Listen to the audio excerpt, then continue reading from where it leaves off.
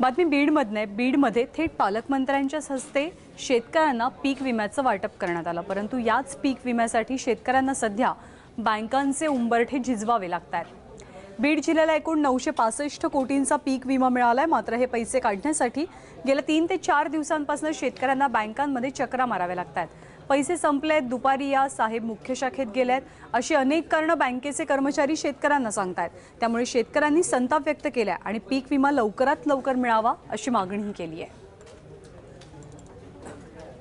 नाट्यगृहामध्ये उद्घाटन झालं, चेक दिले, तेव्हापासून आम्ही चक्रा मारतो। 4-5 दिवस झालं तरी पैसे गेट लावून बंद करून ठेवली बँक। आम्ही पैसे दररोज येऊन चक्रा मारून जातो वापस। शेतकऱ्याची लई बेजारी व्हायला लागली, बेभरणाचे दिवस आहेत, त्याच्यामुळं पैशाचा लईच अडचणीत ना, त्याच्यामुळं पैसे तर भेटणार घेऊन।